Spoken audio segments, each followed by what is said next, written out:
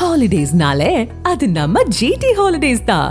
GT Holidays, South India's #1 travel brand. You know you are special when you're with GT Holidays. மணக்கும் Madurai mutton biryani, பஞ்சு மாதிரி பரமக்குடி பன் பரோட்டா, தொடக்கரி போண்டா, இறால் வடைய சாப்பிட பாண்டி பஜார் பசும்பொன் ரெஸ்டாரண்ட்டுக்கு வாங்க. இனி மதுரை உணவை சென்னையிலேயே ருசிக்கலாம். இறந்து போற வரைக்கும் he had no sugar கிடையாது, pressure கிடையாது, கொலஸ்ட்ரால் கிடையாது. ஓகே. ஆமாமா, he is not diabetic. Every day morning 4:30 தான் எழுந்திருப்பாரு. irrespective எத்தனை மணிக்கு தூங்கினாலும் மார்னிங் 4:30. இப்போ தான் ஒரு 1 இயரா அது வந்து 4:30ங்கிறது கொஞ்சம் லேட்டா எழுந்திருக்கிறது. அதுவும் எப்படின்னா ஒரு 6:30. ஆபரேஷன் முடிஞ்சு 3 வீக்ஸ்ல டாக்டர்ஸ் சொல்லி ரிஸ்க்னு சொல்லி 3-4 வீக்ஸ்ல he went for shoot. Complete பண்ணி கொடுக்கணுங்கிறதுக்காக போயிட்டு வந்தது. தெரியாம இப்படி நடந்துருச்சு அப்படிங்கும்போது ரொம்ப ஒரு பெயினாக இருக்கு. ஏன்னா எதிர்பார்க்கவே இல்லைல்ல. திருப்பியும் காலம்போது எழுந்து பேப்பர் படிக்க போறாரு, நான் என் வேலையை பார்க்க போறேன், அம்மா அவங்க வேலையை பார்க்க போறாங்க, இன்னைக்கு என்ன சமைக்கலான்னு நாங்கள் 3 பேரும் பேசிக்க போறோம். அந்த மாதிரி மாத்திரை கொடுக்க எழுப்பும் போதுலாம் ஒரு ½ ஹவர்ல அது எப்படி அது அந்த ½ ஹவர்ல எனக்கு ஏன் இப்படி நடந்துச்சு அப்படிங்கிறதான் தெரியல. பட் ஹெல்த்தில் எவ்வளோ கான்சன்ட்ரேட் பண்ணுவார் சார்? இல்லை, அவரு ஏர்ஃபோர்ஸில் இருந்ததுனால தான் இங்கே இப்போ அவரால் என்ன சொல்ல இந்த 80 வரைக்கும் கொஞ்சம் அவர் அதாவது இந்த லாஸ்ட் ஒரு 1 மந்த்துக்கு முன்னாடி வரைக்குமே கொஞ்சம் ஸ்டெடியாக இருந்தது. நீங்கள் 80ஆம் கல்யாணம்லாம் பார்த்தீங்கன்னா எவ்வளோ நேரம் நிற்கணும் தெரியுமா? அதில் ஃபுல்லாக நின்று அந்த ஃபங்க்ஷன் எல்லாம் அட்டன் பண்ணார் அவர். ஸோ அதனால் அவர் ஏர்ஃபோர்ஸில் இருந்ததுனால ப்ளஸ் இன்னொன்று கிராமத்து உடம்பு, நீச்சல், மரம் ஏறுறது, கிணத்துல குதித்து விளையாடுறது, இதில் எதுவுமே நம்ம ஜென்ரேஷனுக்கு ஆர் இதுக்கு அடுத்த உள்ள ஜென்ரேஷனுக்கு பெருசாக இல்லை. கையை பிடிச்சி வெளியில் இழுத்துட்டு கொண்டு போய் விளையாடுன்னு கம்பல் பண்ண வேண்டியதாக இருக்குது இல்லையா? ஸோ அந்த மாதிரி உடம்பு அவருது. அண்ட் அவருக்கு இறந்து போகிற வரைக்கும் he had no இது சுகர், ப்ரெஷர் கிடையாது. சொல்லிடுறேன், சுகர் கிடையாது, ப்ரெஷர் கிடையாது, பிபி இதுவும் கிடையாது, கொலஸ்ட்ரால் கிடையாது. ஓகே. ஆமாம்மா, he is not diabetic. நான் அதுவும் சொல்லிடுறேன் இப்போ. ஸோ அந்த மாதிரி அண்ட் ஏர்ஃபோர்ஸ் மேன் அப்படிங்கிறதுனால he used to he used to consume alcohol. But அது விட்டு 10 வருஷம் ஆச்சு. எல்லாமே கரெக்டாக அந்தந்த அப்ராப்ரியேட் டைம் வந்த உடனே எல்லாத்தையுமே அவர் ஸ்டாப் பண்ணிவிட்டு வாக்கிங் எவ்ரிடே மார்னிங் 4:30 தான் எழுந்திருப்பார். irrespective எத்தனை மணிக்கு தூங்கினாலும் மார்னிங் 4:30. இப்போ தான் ஒரு 1 இயரா அது வந்து 4:30ங்கிறது கொஞ்சம் லேட்டாக எழுந்தது கிடையாது. அதுவும் எப்படின்னா ஒரு 6:30. பட் அதை தாண்டினதே கிடையாது 6:30. அதே மாதிரி ஷார்ப் தூங்கணும் அப்படின்னா 10:30 ஷூட்டிங் இல்லைன்னு நான் சொல்கிறேன். Okay okay. 10:30க்குலாம் லைட்லாம் ஆஃப் பண்ணி படுத்துருப்பார். 10 மணிக்கெலாம் படுத்துருவார். அப்பா படுத்து காலம்பட 4:30க்கு எழுந்திருப்பார். இந்த டிசிப்ளின் கடைசி வரைக்கும். ஆமாம், அதான் அங்கே ஆரம்பிச்சது. ஏர்ஃபோர்ஸில் ஆரம்பிச்சது. அது கடைசி வரைக்கும் அது விடவே இல்லை. இதுக்கு முன்னாடி ஏதாவது ஆப்ரேஷன்ஸ் அந்த மாதிரி ஏதாவது நடந்தது உண்டா? 2005 he had bypass ஆப்ரேஷன் முடிஞ்சு 3 வீக்ஸில் டாக்டர்ஸ் சொல்லி ரிஸ்க்குன்னு சொல்லி 3-4 வீக்ஸில் he went for shoot complete பண்ணி கொடுக்கணுங்கிறதுக்காக போயிட்டு வந்தவர். அதனால தான் சொல்கிறேன், இவங்க இப்படி ஒரு குற்றச்சாட்டில் இருக்கும்போது அவர் ஒரு வேற ஒரு இதில் இருந்தார் எங்கள் அப்பா. அவர் அப்படி சுருண்டு போக வேண்டிய அவசியம் இல்லை. கண்டிப்பாக வருத்தப்பட்டிருப்பார். என் பையன் நல்லபடியாக வரணும்னு ஒரு அப்பாவுக்கு ஒரு ஆசை இருக்கும்ல, அதை இப்படி கொண்டு வந்து திணிக்கக்கூடாது. ஐயோ நினச்சி இப்படி பண்ணிட்டாரு அப்படின்னு. அது அவருக்கு அது சரியான ஒரு ஜஸ்டிஸாக நான் ஃபீல் பண்ணல. அதுதான் சொல்ல வரேன் நான். ஓகே, என்னை பற்றி என்னென்ன பேசுகிறேன், எங்கள் அப்பா வீக்கான ஆளுன்னு சொல்லக்கூடாதுல்ல. அதை நினச்சி வருத்தப்பட்டேன்னா அப்படிலாம் வருத்தப்படுற ஆள் அவர் கிடையாது. வருத்தம்னா நான் சொல்கிறது வந்து லைக் சுரண்டு போகிற ஆள் அவர் கிடையாது. 9th நைட் என்ன நடந்ததுன்னா நார்மல் டே, ஒன்றுமே இல்லை, சாதாரணமாக எப்போதும் போல் அவர் சாப்பிட்டுட்டு மாத்திரை போடணும். எல்லோரும் வீட்டுக்கு வந்திருந்தாங்க. அக்கா, சின்னக்கா, பெரியக்கா வீட்டுக்கு வந்திருந்தா. ஆக்சுவலி அதுக்கு முன்னாடி தான் இந்த தீபாவளியெல்லாம் முடிச்சுட்டு என் சின்னக்கா வந்து கிளம்பி பெங்களூர் போகிறான். அவள் வந்து 8ஆம் தேதி மார்னிங் கிளம்பி she went to பெங்களூர். அவள் ஈவினிங் அவள் அங்கே போய் சேர்ந்தாச்சு. 9th as usual was yet another day. அதுக்கப்புறம் தான் எங்களுக்கு மாத்திரை கொடுக்க எழுப்பும்போது தான் ஒரு ½ ஹவரில் அது எப்படி அது அந்த ½ ஹவரில் எனக்கு ஏன் இப்படி நடந்துச்சு அப்படிங்கிறதான் தெரியல. பட் சர்டிஃபிகேட்டில் இட் இஸ் வந்து கார்டியாக் அரெஸ்ட் தான். ஓகே, எல்லாருமே நண்பர்களாக இருக்கட்டும், அவன் சொல்லுவான் அப்பயே தூக்கத்திலே போகணுன்றது அவன் சொல்லிக்கிட்டே இல்லை. அதுதான் நான் இப்போ எவ்வளோ பேர்கிட்ட பேசினாலும் நான் திருப்பி அதுதான் சொல்கிறேன். நம்ம எப்படி யோசிச்சு பார்த்தாலும் அது வலிக்குது. அதாவது தெரியாமல் இப்படி நடந்துருச்சு அப்படிங்கும்போது ரொம்ப ஒரு பெயினாக இருக்குது. ஏன்னா எதிர்பார்க்கவே இல்லைல்ல. திருப்பியும் காலம்போது எழுந்து பேப்பர் படிக்க போகிறாரு, நான் என் வேலையை பார்க்க போகிறேன், அம்மா அவங்க வேலையை பார்க்க போகிறாங்க, இன்றைக்கி என்ன சமைக்கலான்னு நாங்கள் 3 பேரும் பேசிக்க போகிறோம். அந்த மாதிரி அது ரொம்ப எதிர்பாராமல் ஒரு விழுந்த ஒரு இடி மாதிரி அது ஆயிடுச்சு. அது நான் இது வந்து இப்படி இப்போ யாராவது ஒரு வேளை வார்ன் பண்ணியிருந்தாங்கன்னா, லைக் இப்போ நான் எக்ஸாம்பிளுக்கு சொல்கிறேன், டாக்டர்ஸ் வார்ன் பண்ணியிருந்தாங்கன்னு வச்சுக்கோங்களேன், இல்லை இன்னும் ஒரு 6 மாதம் தான் அப்படின்னா, அதுவும் it is going to be painful தான். ஏன்னா அந்த 6 மாதம் நம்மளால சிரிச்சுக்கிட்டே வந்து அவர் கூட சந்தோஷமாக இருக்க முடியாது. ஐயோ 6 மாதத்துக்கு அப்புறம் இருக்க மாட்டாரேன்னு டெய்லியும் அழத்தான் போகிறோம். ஸோ அப்படி நினச்சி இது மனசை தேத்திக்கணுமா இல்லை ஒன்றுமே புரியல. ஓகே. ஏன்னா கடைசியாக 1 மந்த் அந்த ஒன் வீக் 1 டேக்கு முன்னாடி அந்த மாதிரி ஹாஸ்பிட்டல் எதுக்குமே போகல. நார்மலாக இப்போ நம்ம ரொட்டீனாக என்ன ஹாஸ்பிட்டல் போவோம் நாங்கள் எப்போதுமே ஜென்ரல் செக்கப்புக்கு போவோம். அதுக்கப்புறம் வந்து அப்பாவுக்கு டவுட்ஸு ஏதாவது ஒன்று இருக்குது அப்படின்னா அவர் நேரில் கேட்குறோம் அப்படின்னா அப்பாவை கூட்டிகிட்டு போவோம். ஏன்னா அப்பா நான் இதை கேட்டேன்ப்பா, டாக்டர் இதை சொன்னார்ப்பா அப்படின்னு சொல்கிறதுக்கு பதிலாக நீங்களே வாங்க நீங்களே கேளுங்க அப்படின்னு. ஸோ இந்த இடத்துலலாம் அவருக்கு கொஞ்சம் பெயின் வந்தது, இங்கே ரிஸ்ட்லேருந்து இது வரைக்கும். போய் கேட்டோன்னா அவர் சொல்கிறார், சார் கொஞ்சம் வீக்காக இருக்கீங்க, ஏஜ் ஆகுது, ஸோ அந்த மசில் கொஞ்சம் வீக் ஆகும் அப்படின்னு. அதுக்கப்புறம் இங்கேருந்து இது வரைக்கும் வலிக்குதுன்னு சின்ன சின்ன விஷயங்களாக தான் இருக்கும். நான் சொல்கிறேன் என்னன்னு பார்த்தா ஃபோன் ஹோல்டு பண்ணிக்கிட்டே, அப்போ அதை டாக்டர் கண்டுபிடிச்சி சொல்கிறாரு, ஃபோன் ஹோல்ட் பண்ணுறீங்களா அப்படின்னு. ஆமாண்ணா. அப்போ அதுக்கு ஒரு ஸ்டாண்டில் வச்சு போனேன், இல்லை அது வசதியாக இல்லை, படுக்கும்போது இப்படி வச்சு இப்படி பார்த்துக்கிட்டே இருந்தால் வசதியாக இருக்குது அப்படின்னு. ஸோ இப்படி தான் இந்த மாதிரி நாங்கள் போய் பார்த்துட்டு வருவோம். But he said to doctor that doctor கொஞ்சம் வீக்காக இருக்குது அப்படின்னு. அது பட் டைம் அப்படின்னு தான் சொல்லணும், வேறு ஒன்றுமே எதுவுமே சொல்ல முடியல. ஏன்னா வேறு எந்த விதமான பெரிய சிம்டம்ஸும் நாங்கள் எதுவும் பார்க்கல அதில், இப்படி ஓவர் நைட்டு இது பண்ணுற மாதிரி. And I don't want to get too medical on this. It happened. நல்ல விஷயம், தெரியாத விஷயத்தை பற்றி நம்ம இதுவும் பேச முடியாது இல்லையா. ஓகே. உங்களுக்கு இந்த ஏர்ஃபோர்ஸ்லேருந்து வந்திருந்த விஷயங்கள்லாம் உங்களுக்கு அப்போ சொன்னாங்களா? ஏன்னா எங்களுக்கு பெருமையான ஒரு விஷயமும் கூட, நாங்கள் எங்களுக்கு ஒரு எதிர்பார்க்காத விஷயமும் அமைஞ்சுது. ஆனால் உங்களுக்கு ஸ்பாட்டில் எப்படி ரியாக்ட் பண்ணீங்க? அந்த இல்லை எனக்கு வந்து நெக்ஸ்ட் டே மார்னிங் 10வது நாள் 10th டே டேட்டு வந்து 10 இருக்கும்போது அப்பாவோட நண்பர் வந்து ஏர்ஃபோர்ஸில் இருக்கார், அவரோட பையன் வந்திருந்தார். ஓகே. வந்து அப்பாவுக்கு அஞ்சலி செலுத்த வந்திருந்தார். அப்போ சொன்னார், இந்த மாதிரி உங்கள் அப்பாவுக்கு வந்து ஒரு மரியாதை செலுத்துகிறாங்க அப்படின்னு. பட் அப்போ நான் அதை நம்பலை. சரி சொல்கிறாங்க, பட்டு நடக்குமா, இதுக்கு முன்னாடி நடந்திருக்கா எதுவுமே எனக்கு தெரியாது அது. அப்புறம் நாங்கள் எங்களோட சடங்கு எல்லாம் முடிச்சுட்டு நம்ம வண்டியில் ஏற்றுவோம் இல்லையா, அப்போது ஊர்வலம் போ இது பண்ணுறதுக்கு, அப்போ திடீர்னு பார்த்தா ஏர்ஃபோர்ஸ்லேருந்து வந்துட்டாங்க. வந்து அந்த அவங்களோட அந்த மரியாதை செலுத்துறது அதெல்லாம், அது வந்து எனக்கு ஷாக்கு தான். அது நாங்கள் நம்பவே இல்லை. அது வர வரைக்கும் எங்களுக்கு ஒரு பெரிய நம்பிக்கை இல்லை. ஸோ அதுக்கு உண்மையிலேயே வந்து ஹேட்ஸ் ஆஃப் தான், வெரி ஹாப்பி. ஏன்னா இதை விட ஒரு பெருமை வந்து என்னால் வந்து நினச்சே பார்க்க முடியல அப்பாவுக்கு. நிறைய தடவை வந்து நான் யோசிப்பேன், அப்பா ஏர்ஃபோர்ஸில் இருந்திருக்காரு, அதுக்கான அங்கீகாரம், அதாவது ஒரு நடிகராக ஒரு அங்கீகாரம் கிடச்சிருச்சு. பட் ஒரு நாட்டுக்கு சர்வ் பண்ண ஒரு ஆளாக அதுவும் he was at the right time and dangerous times too. அந்த பாகிஸ்தான் வார்லேயும் சைனா இதுலேயும் வார்லேயும் வந்து 2 வாரில் இருந்தார்.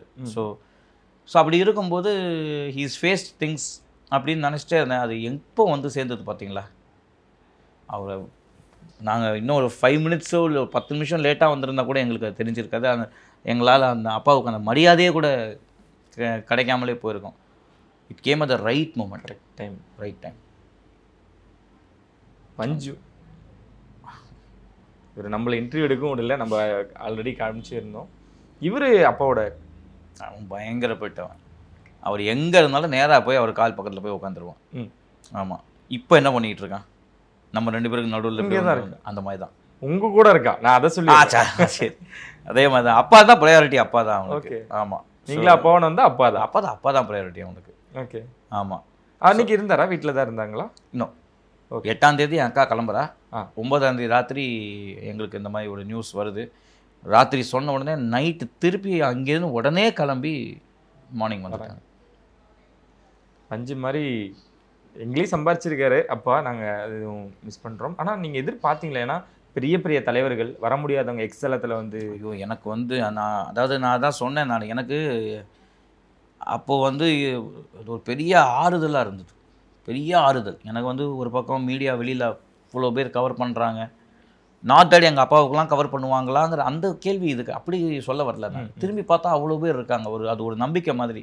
சாயும் போது பின்னாடிலேருந்து கையை வச்சுட்டு டோன்ட் வரி வி ஆர் தேர்னு நமக்கு முதுக தட்டி கொடுக்க மாட்டாங்களா, அந்த மாதிரி ஒரு ஃபீலிங் தான் அது.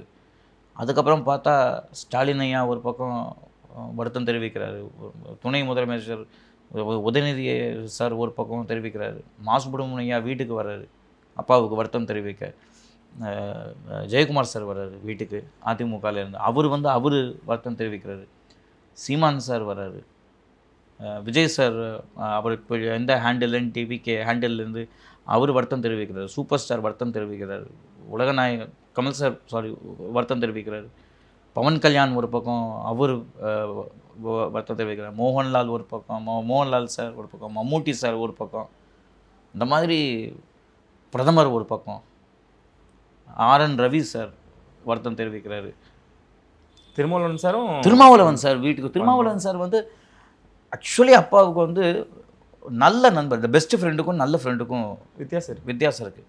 நேரில் பார்த்தாங்கன்னா அவ்வளோ ரெண்டு பேரும் அப்படி பேசிகிட்டு இருப்பாங்க. திருமாவளவன் சார் ஐயாவோட ஆஃபீஸ்க்கு அப்பா போகும்போது ஒரு புத்தகத்தை எங்கள் அப்பா கேட்டு வாங்கியிருக்காரு. எனக்கு நீங்கள் அந்த புத்தகத்தை ஒன்றிணைவோம், அந்த புத்தகம் பேர் இப்போ சரியாக ஞாபகம் வரல.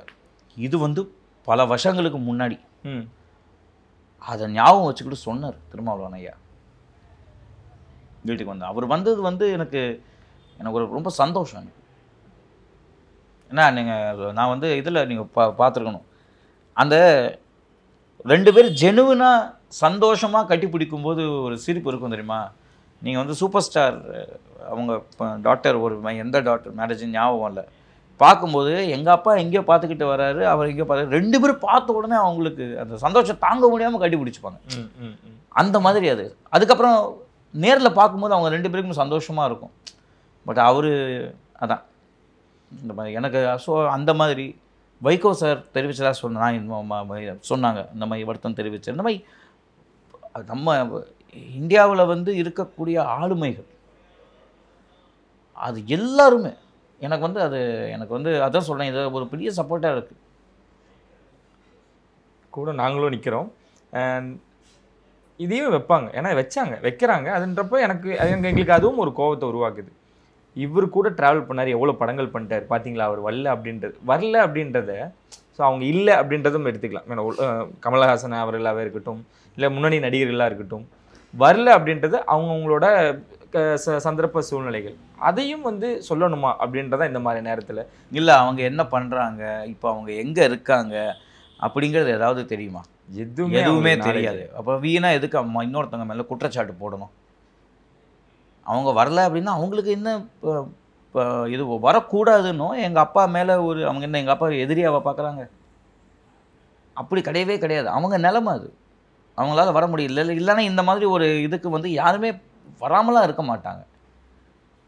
அப்போ இவ்வளோ பேர் வருத்தம் தெரிவித்தாங்களே, அதுக்கு அதை பற்றி யாரை அந்த குற்றம் சொல்லவங்களை பேச சொல்லுங்களேன். அது எனக்கு அது புரியவே இல்லை. அது அவங்களோட நிலைமை அப்படி. வரக்கூடாதுன்னு யாருமே இருக்க மாட்டாங்க. யாருக்கும் அந்த அளவுக்கு வன்மம் இருக்காது எனக்கு தெரிஞ்சு.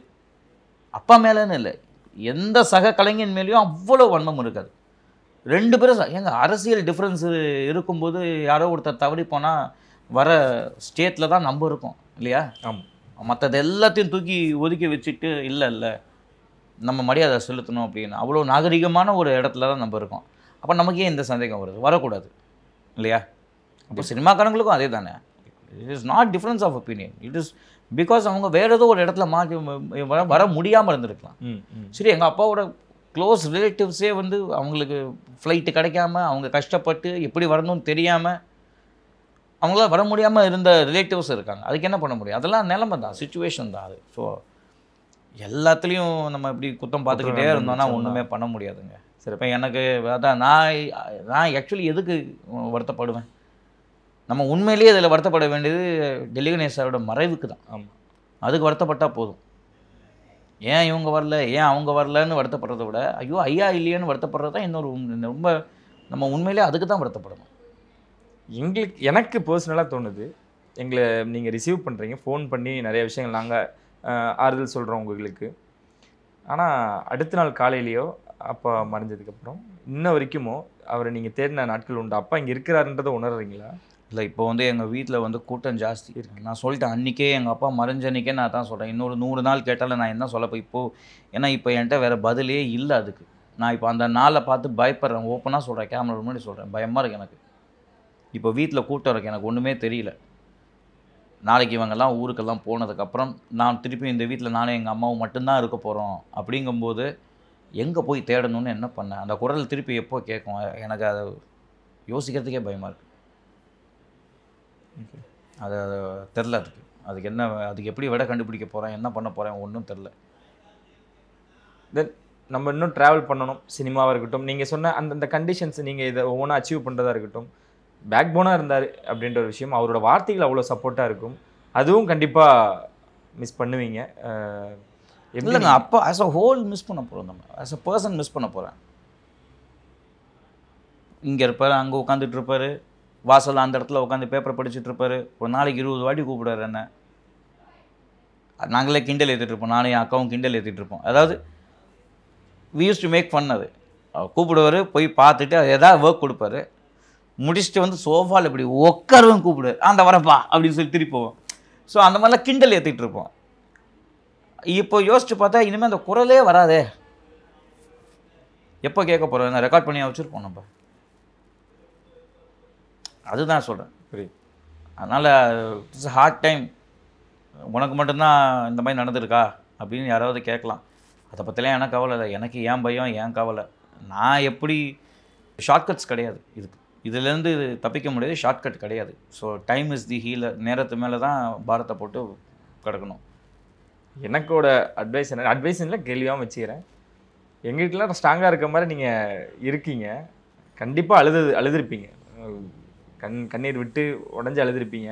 இன்னும் ஸ்ட்ராங்காக இருங்க, நாங்கள் இருக்கோம். நீங்கள் வந்து அப்பா இல்லை அப்படின்ற விஷயம் மீறி நாங்கள் எப்போ உங்கள் கூட இருப்போம். நீங்கள் இருக்கிற நம்ம, அதான் நான் சொன்னேன். நான் திரும்பி பார்க்கும்போது நீங்கள் எல்லோரும் தான் இருந்தீங்க. எங்கள் அப்பா தவறும்போது நான் ஒரு பக்கம் திரும்பி பார்க்கும்போது, நான் இப்போ இவ்வளோ நேரம் சொன்ன மீடியாவாக இருக்கட்டும், அப்பாவுக்காக ஆதரவு தெரிவித்தவங்களாக இருக்கட்டும், உறவுக்காரங்களாக இருக்கட்டும், அவங்களாம் தான் இருக்கீங்க. ஸோ இப்போ என் வருத்தத்தை நான் தெரிவிக்கிறது கூட உங்கள் மூலியமாக தானே தெரிவிக்கிறேன் இல்லையா? அதுக்கு உங்கள்கிட்ட நான் தாமதமாக ஒரு 2 நாள் கழித்து எனக்கு டைம் கொடுங்கன்னு சொல்லி தான் நான் அதுவும் சொன்னேன். அதுக்கும் ஒத்துக்கிறீங்க. So you are supporting us. இந்தி இப்போவும் நாங்கள் இருப்போம். அதனால் இப்போ நான் இது எல்லா இன்டர்வியூலையும் நான் சொல்கிறேன், இதுலேயும் நான் பதிவிட விரும்புகிறேன்.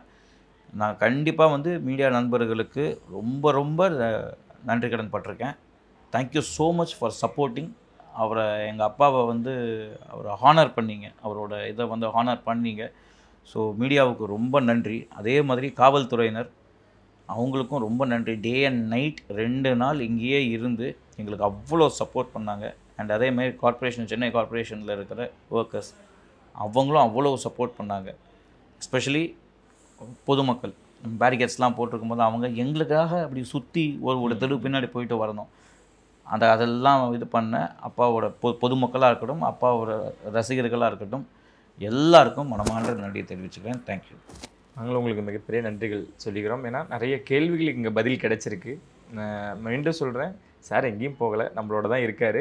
நாங்களும் அவர் கூட தான் உங்களோடையும் இருக்கோம், சார் கூடயும் இருப்போம். ரொம்ப நன்றி.